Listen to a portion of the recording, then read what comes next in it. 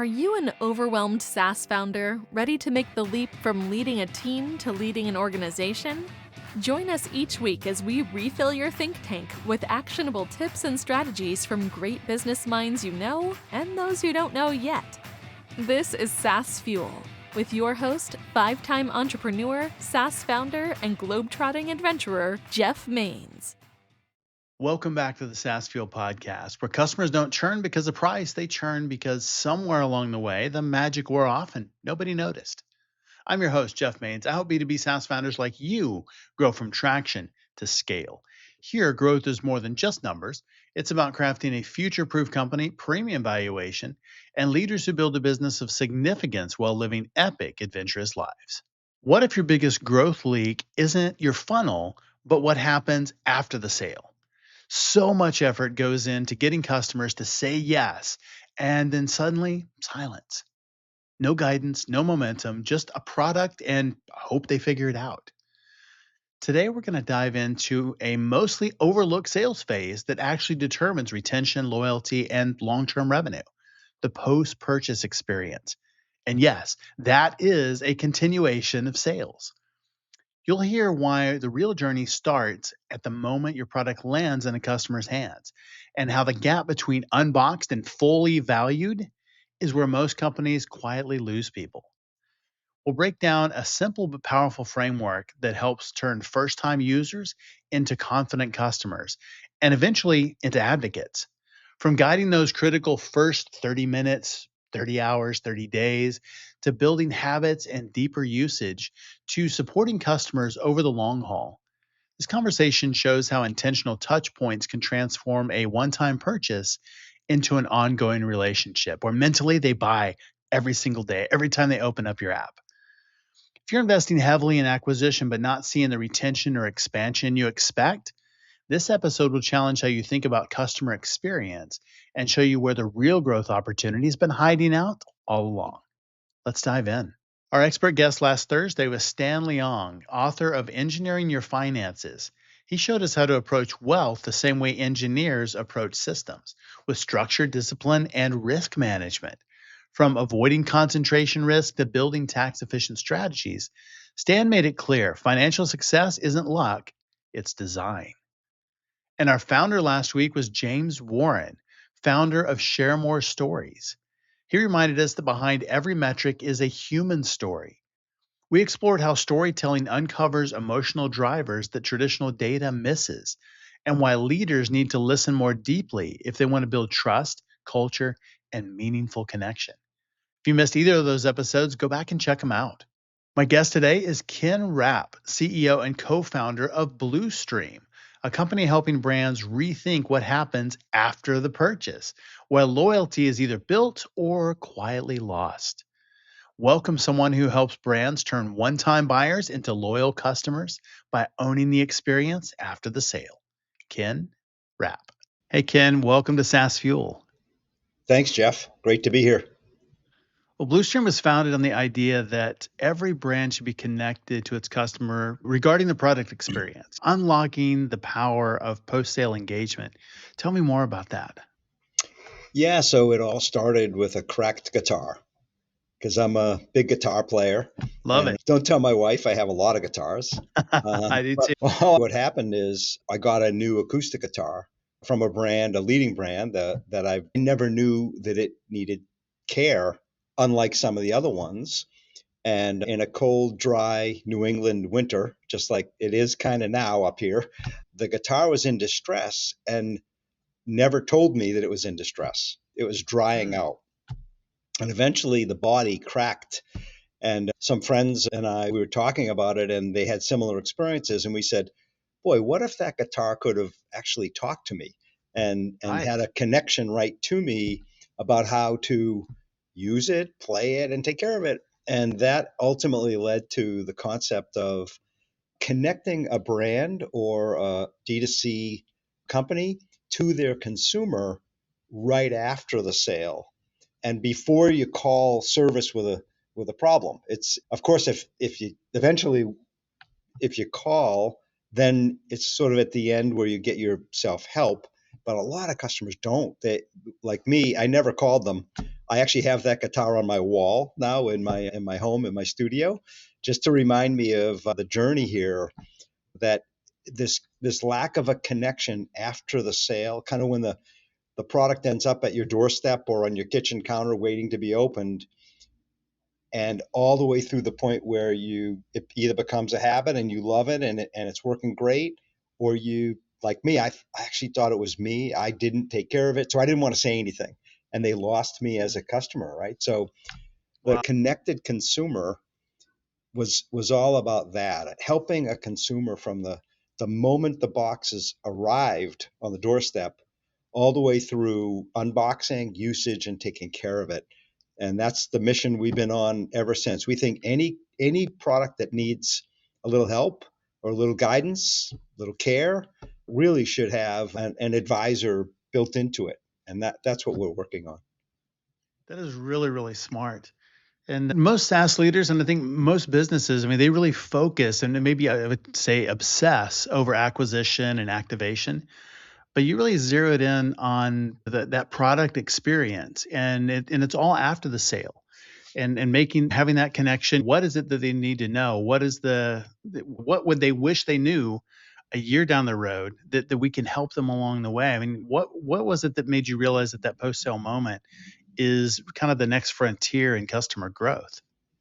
So that's maybe a little bit of my background. Is I'm an unmet needs guy. I love to try and help solve problems where there's problems that we're all living with, but haven't had a solution to yet. And so my very first job out of school was to go work with a company. And I heard when I got my first cup of coffee in the kitchen, I heard the story of how it was founded.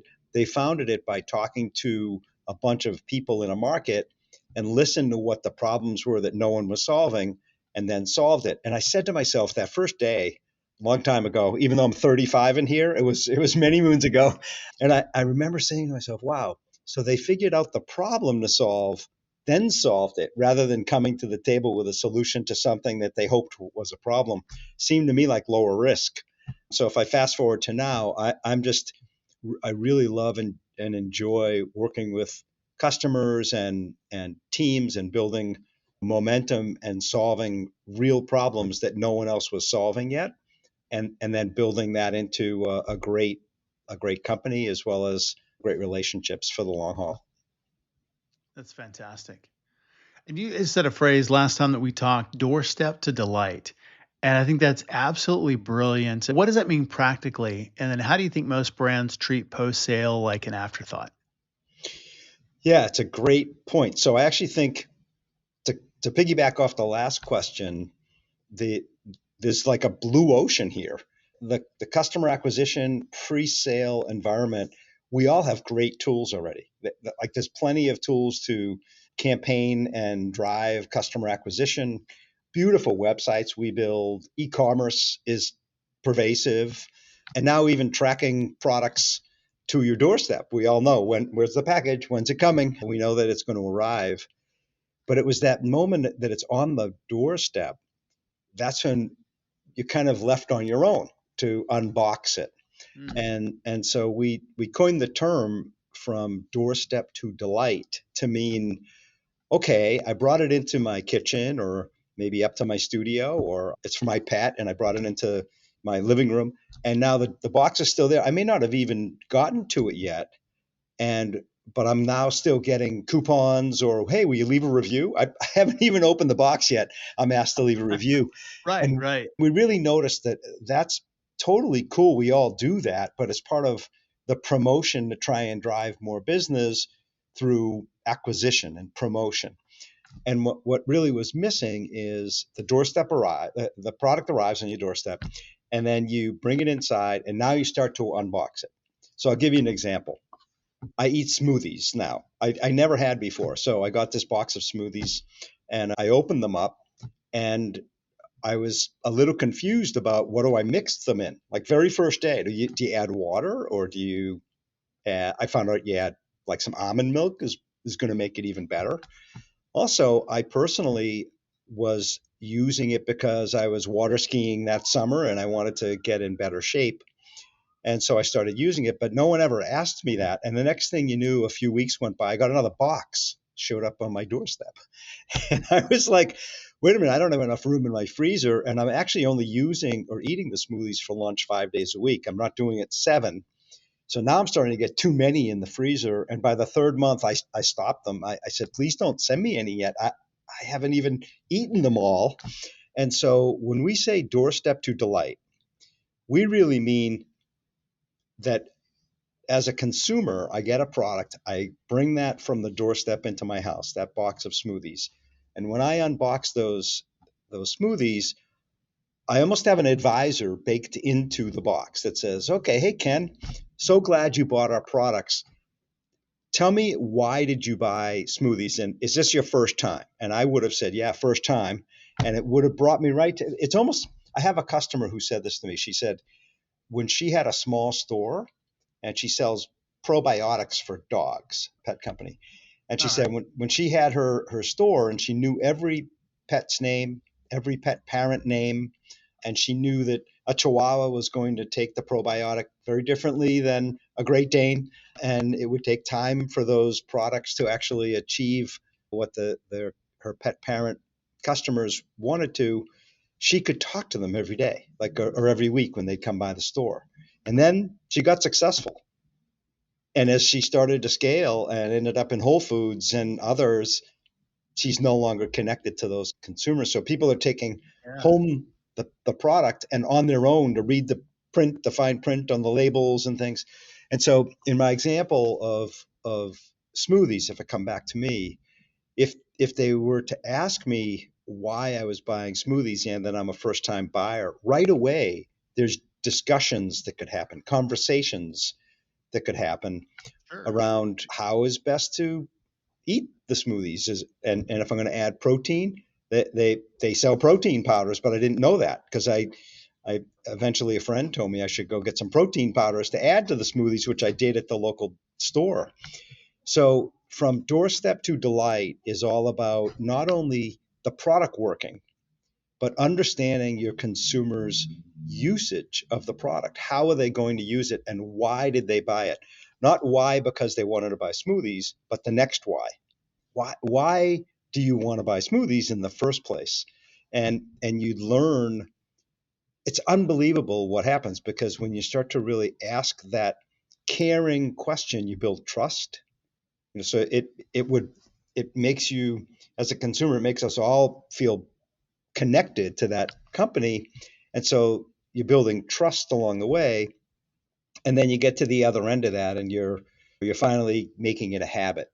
And it's all about trying to help your consumers become better or super consumers. And the way to do that is with a personalized. And so that's really what we're all about. That's what we're working on. That's great. And I think one of the reasons that so many companies don't do that is because it's difficult at scale. I mean, just like your example, she's able to do that when she's doing direct, but then the business starts to get bigger. You've got multiple distribution channels.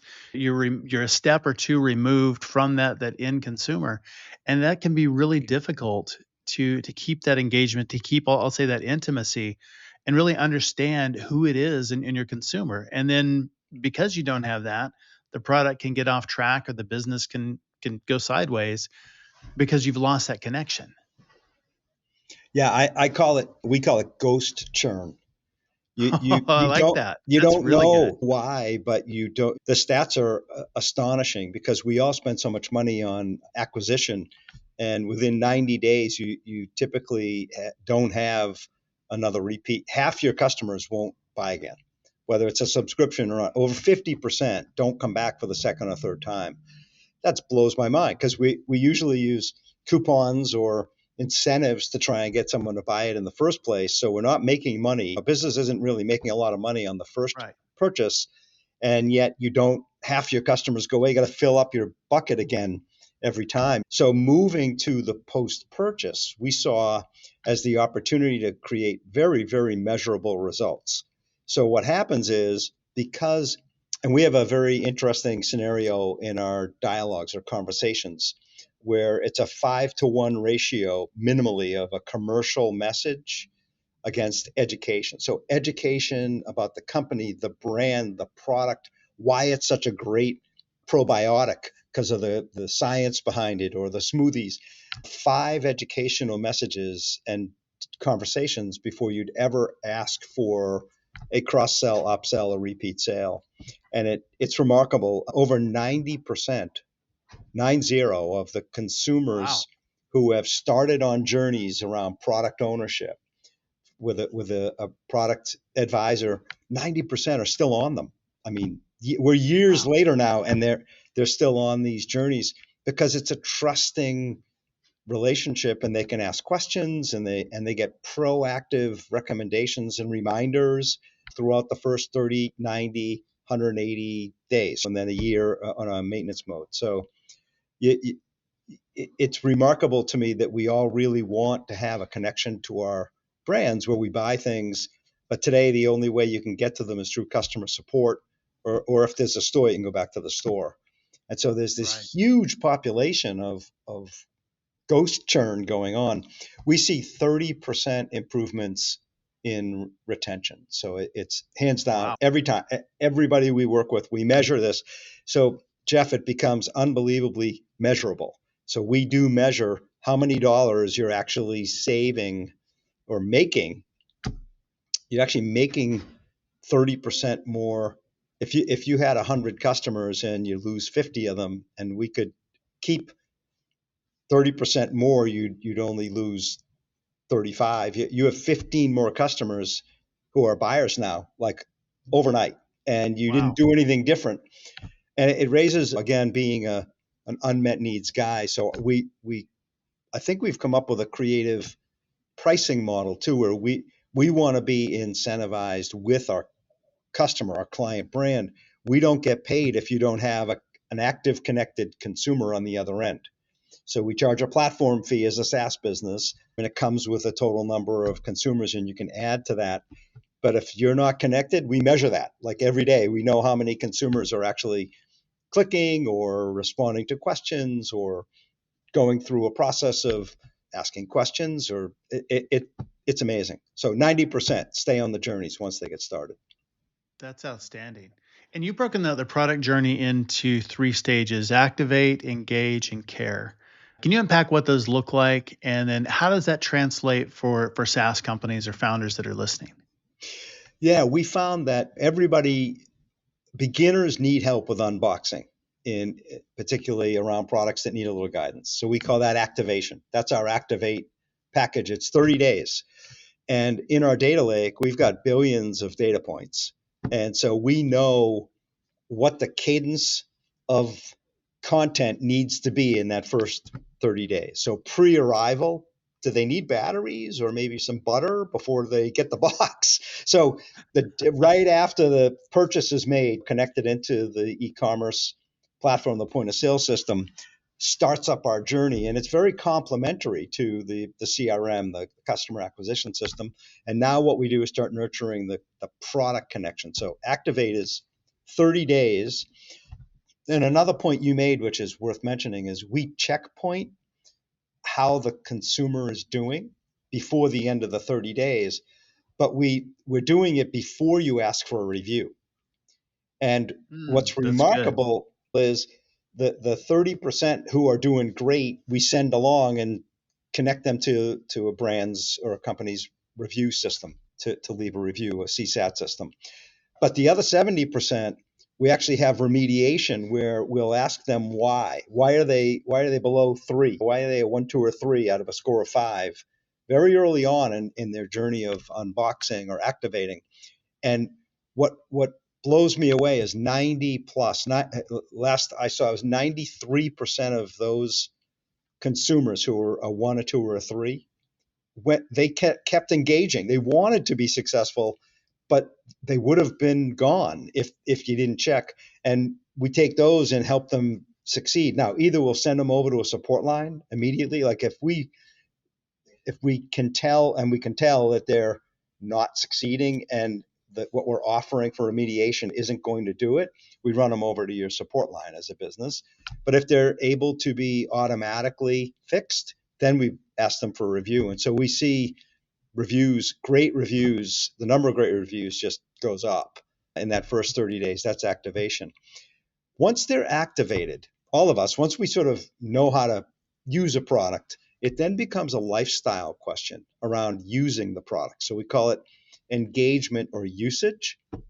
That's up to 90 days. So you start with that first 30 days, then the next 60 days is all about engagement around skill, the sort of the intersection of the skill level and the usage patterns will really, and businesses already have plenty of content on their website or in their manuals or the startup guides or their user guides that just need to be curated to the right moment in time throughout that next 60 days to just delight that consumer's experience with the product and personalize it to them. And so with one standard template journey that is based off of our data lake, we're able to, it's almost like lighting a fuse. You can start the process and everybody will get their own cadence and content based on the responses. It's personalized experience, mass personalization to your earlier point. Wow. So engagement is then this next phase. And then last but not least is care. And that's all about maintenance. And not all products have maintenance, but a guitar like my guitar really needed some maintenance help. And that's why she's on the wall. I do think all guitars have souls. And so I keep her on the wall to just let her know I still care about her. But that's a great example of somebody who goes silent or ghost churn. You're absolutely the ideal customer for every guitar manufacturer, and they've lost the business. They'd have no idea why, because there was no reach out. There was nothing after the sale. So I think that's really, really helpful just to understand, activate, engage, and then care. Let's say I'm a SaaS founder with product-led growth motion, self-service. What would a better activate phase look like beyond just a welcome email and a tutorial? Yeah, conversation.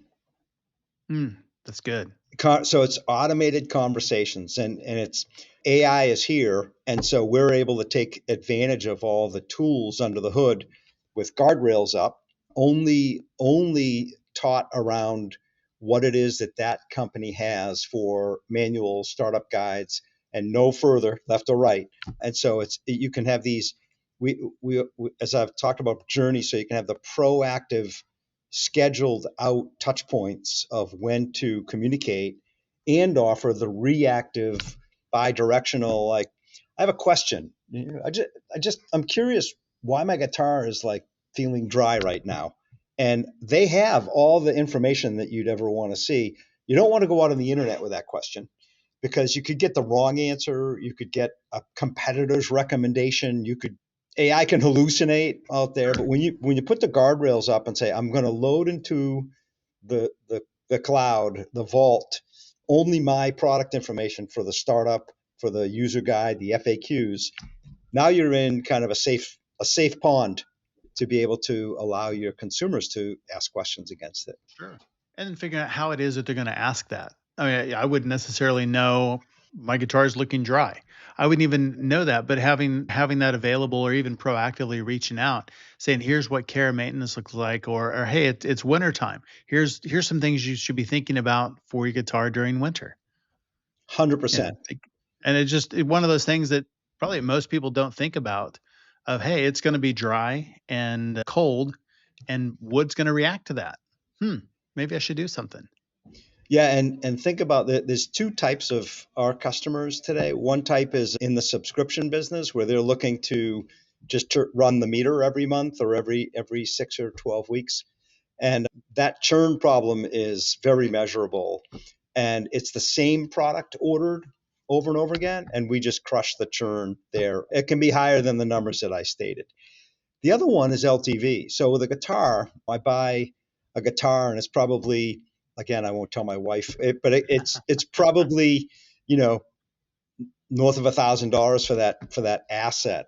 But what's all around that asset that I might not buy another one for at least a couple years, there are strings and polish and lessons and tune-ups and come see your luthier and community events and all these things, Right. and they have no connection to me other than maybe some marketing that I get.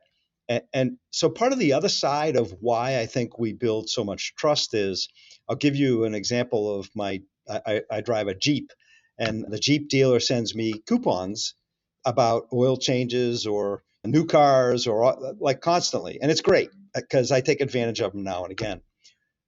But when I'm in the dealer, I start getting SMS text messaging about where my car is. Like, okay, thanks, we've got your car. It's scheduled for 9:30. We'll update you in a little while. And they do a great job of communicating with me. Now that messaging about the product itself, about my car that I already own, is something that's very, very important to me. And I view it as a different level of priority than when I get the dealer coupon about an oil change. Even if I'm in the dealership, I still might get a coupon for an oil change. Like that day is pretty funny. So I think where we are with product experience, the post-purchase product advisor, is that this automation moves your customer into a new world where they're already treated like a faithful, trusted part of your brand, and you want them to become a brand advocate. They're not shopping anymore. They're actually committed. So to your point earlier, the LTV effect is that guitar. I've seen stats where it's over 10 grand an LTV of somebody who buys a guitar. Like they might need an amp, they might need a pedal, they might want a microphone, they might learn how to play out in bands like I do now, which is crazy. Yeah, so it's LTV or it's different. It's cross-sell, upsell versus churn reduction, but they're both, we see 30% on both sides of that equation. What if a leadership book and a Netflix drama had a baby? That is The Captain's Keys, Storms, Emotional Wreckage, and a surprisingly practical leadership system that one CEO called the owner's manual and never got for 20 years of leadership. Here is the brutal truth. You're probably drowning in LinkedIn connections while starving for real relationships. I hear it all the time. Most leaders are exhausted from playing the lone hero, and it's killing both your results and your sanity. The Captain's Keys reveals a new leadership framework, the stability matrix, 4 specific relationships that prevent burnout while multiplying your impact. And this isn't just theory. It's a system that I've used to scale companies and taught over 1,000 executive leaders. So grab your copy today at thecaptainskeys.com, Amazon, or choose your own adventure, print, ebook, or audio. Stop drowning alone and build your stability matrix. I think that's going to be one of the things that is going to become even more important as there's more AI. SaaS companies are getting squeezed. At the beginning of February, big articles about the death of SaaS and SaaS apocalypse and finding the moat. And I think the experience is part of that. Community is certainly a part of that. But holding on to that revenue, because recurring revenue is not recurring relevance. And unless unless you're doing something to remain relevant and top of mind and continue to add value, you have to continue to earn that subscription month after month after month. I mean, I love your pricing model because it does that. You have to deliver value. It's not something that, hey, we built it once and we've got you under contract forever, so you just should pay us because we exist. There's value tied to using your solution month after month after month. I think that's brilliant. I love what you just said. The relevance of your relationship with a customer is, we all want it to be personal and trusting to the Yes. brand, to the brands we love. So the other part of what we see, we have an advantage now with billions of data points in a data lake around product ownership. And again, that's our slice. We're not in customer acquisition. We don't do that. We actually can provide curated segments of customers back to marketing systems to make them more effective, right? Because I now know all of the guitar owners who might have actually not known about humidity. So if you want to run a campaign and your store sells sensors, go ahead. And here they are. Sure. And you're going to have a very high conversion rate on those customers, or lessons or strings. With smoothies, it's, if you knew that this segment or audience actually has purchased your smoothies for exercise. Well, take that subset and maybe run a campaign against protein, cross-sell some protein powders and healthy things. So it's incredibly valuable to have what we call zero-party data about a community, and then provide that back to the marketing systems to make them more effective, hopefully to bring more effectivity or lower CAC for the same output. So it's that data lake we have that becomes so powerful in the end. And having that many interactions around product ownership means we literally can predict when people will churn. We can see it before it happens based on the data. And so we can make recommendations back to our customers, our clients. Hey, this subset of your consumers or customers are actually not engaging in the spots where they should. There would, and not today, but in the future, having the ability to say, here's some recommended new touch points that you might want to run. Would you like to do that? And then you can authorize doing that. Today we do that because we use some automation. Our team looks at it, and then we have relationships with our customers, and we'll let them know something is worth a discussion. But that will automate as we go forward. I like that. What kind of data should SaaS teams be gathering post-sale that they're likely missing today? And then how do they use that to inform product or go-to-market strategy? Oh, great question. I'm a big believer in the second why. It's the lifestyle reasons for why they bought your products, not that they bought your products. There is That's a really reason. good. There's a reason why. I mean, I wanted to try smoothies. I had a reason. So not, Ken bought smoothies or Right. skincare for in the beauty space, and you say, but why?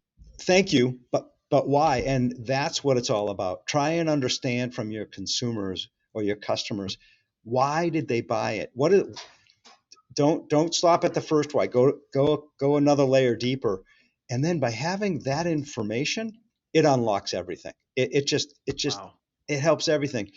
And one of the cool things of the hard part of our technology, this is actually a really hard part of building what we had to build, is that we look at the world through the owner's experience, that like from beginner to a first time user to this is my 10th time to I actually am a brand champion to I'm an expert. So a life cycle of the ownership on the left side. On the other side, you have the product has a life cycle.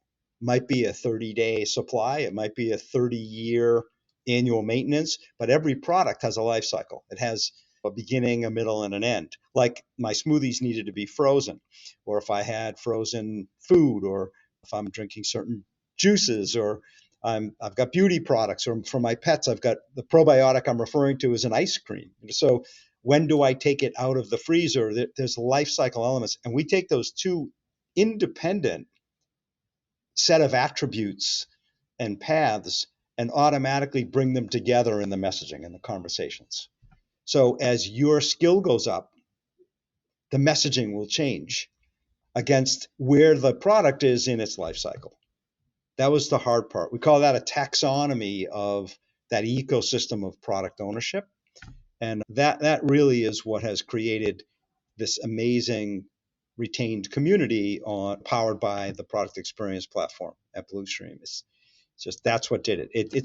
It's mass personalization based on your skills and desires and your product lifecycle married together in conversation. Got it. Got it. What's your take on using AI to automate onboarding, support, or engagement, specifically when it comes to SaaS? Where do you draw the line between helpful and harmful? So that's a great question. Very happy to share with you. We've just launched Polly. She is our parrot, our identity around how to use. See, a parrot you teach, and then they can converse with you on just what they learned.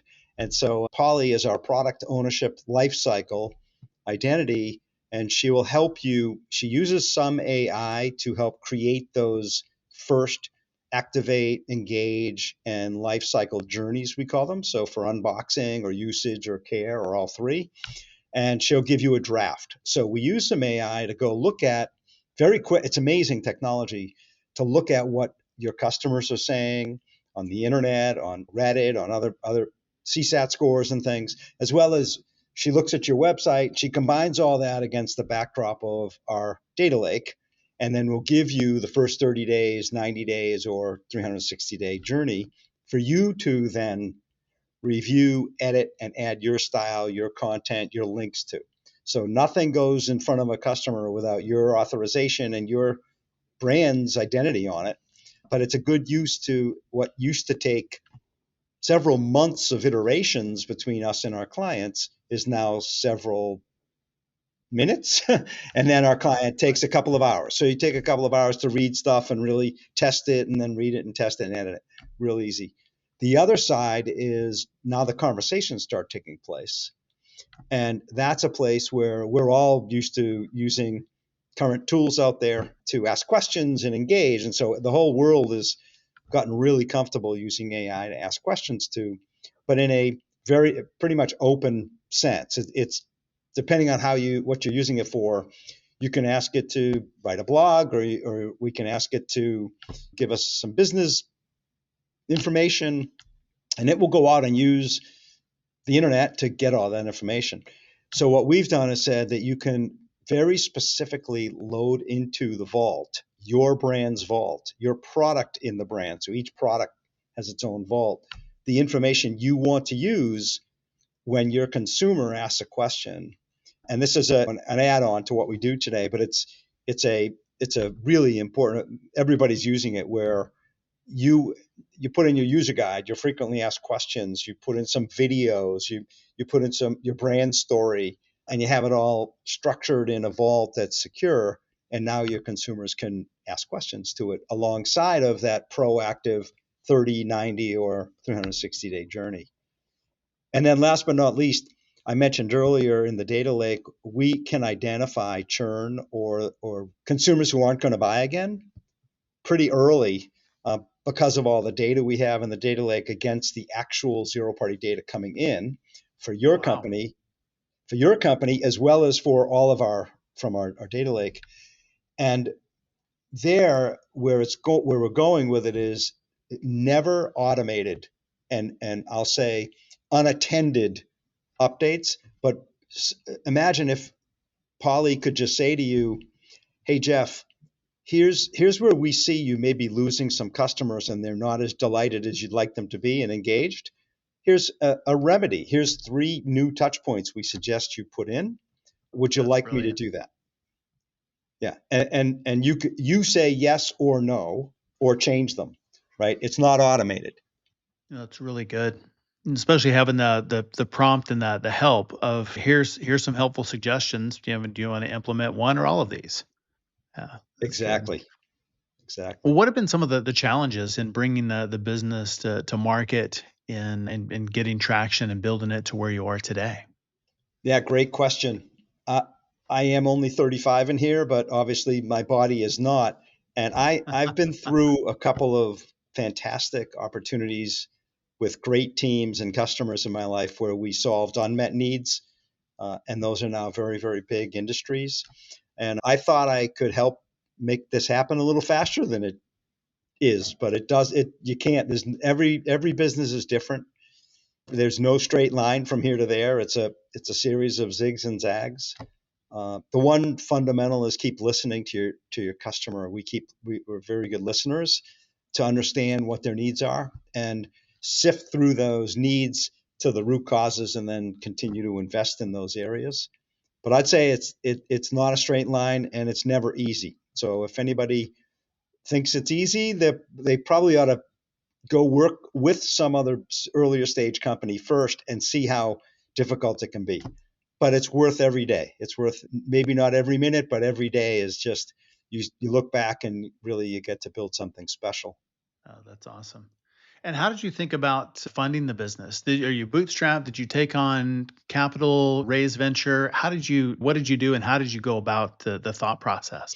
Yeah, so I've been through the venture community is seed investors with friends and family, and then to a seed round and how that plays out, and then going to a Series A and a B and et cetera. So I've got experience doing that.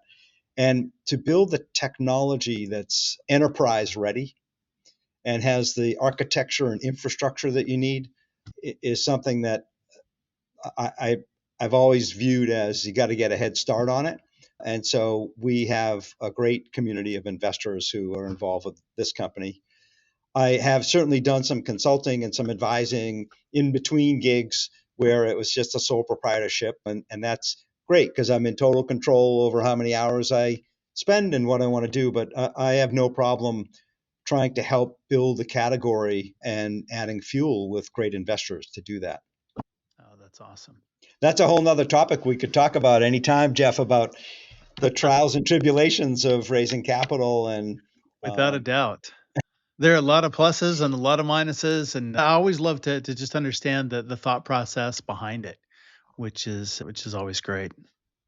yeah, I think to me it was in order to really build an enterprise scalable, ready technology, kind of got to go behind the scenes for a little bit for 12 to 24 months and collaborate quietly with just a few companies in solving the problem, the unmet need. And but you have to have enough horsepower to really get out there on the market when you're ready. And so we've taken that route. I think that's the logic behind why going with venture rather than bootstrapping. Sure. We'll wrap up with Yeah, and there's one this other first. thing. Go ahead. Yeah, I had one other comment you trigger. So with the launch of Poly and given our funding scenarios, we actually have just introduced a freemium version. So anyone who wants to use our technology, get some data for a few months, they're happy to reach out to us. And up to the first 100 consumers on a monthly basis is free to the world. We want everyone to have a chance to experience this post-purchase product advising, Poly, which we call Your Products AI Advisor, so that you can see this kind of data that's just remarkable data on unboxing portion of your products and what you learn about your customer skill levels and their usage patterns. It's just it then fuels the business, and we want everybody to have a chance to try it. That's awesome. We'll wrap up with this for SaaS founders that are listening. I mean, what's one immediate action they can take this week to improve their post-sale product experience for their customers? Yeah, I'm gonna say this, and I don't mean it commercially. I'm just gonna say it because our website is rich with resources. So Bluestream with an no e, blue BLU stream.ai, and go to the blog section and just go have at it. Whatever is up there that you find useful. We've been at this for a long time, and we've been writing blogs along the way, and so you'll see kind of some of the fundamentals. You'll see this word personalization and what is that? How does that work?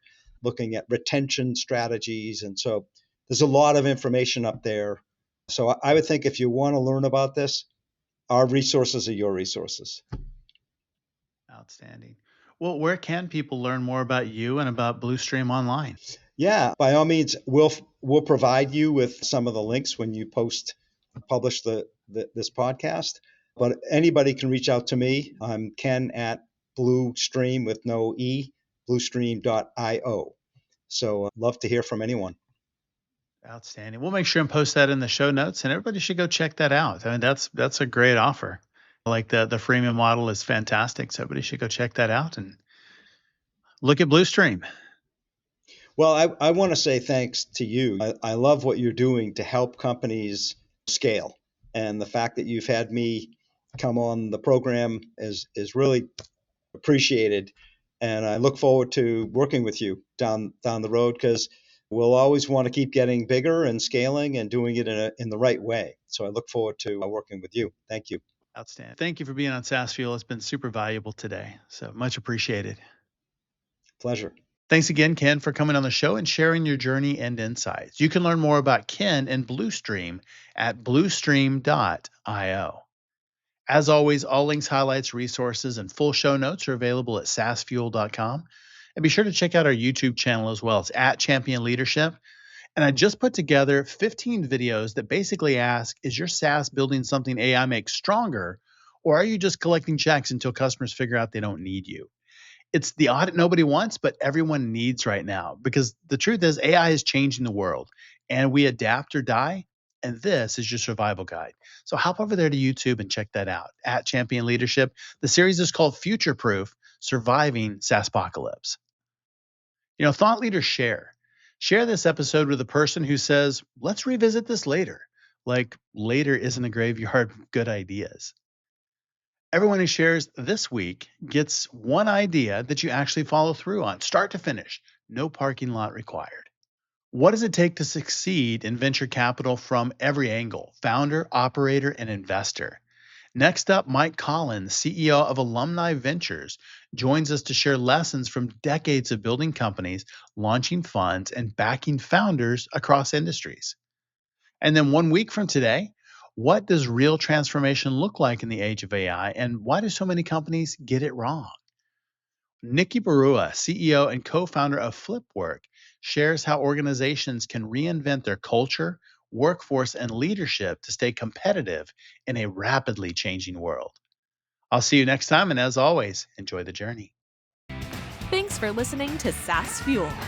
Full show notes for each episode, which includes a summary, key takeaways, quotes, and any resources mentioned, are available at saasfuel.com. Be sure to follow and subscribe wherever you listen to podcasts. And if you're enjoying the content and getting value from these episodes, please leave us a rating and review at ratethispodcast.com/SaaSfuel. We'll be sure to read these out on future episodes.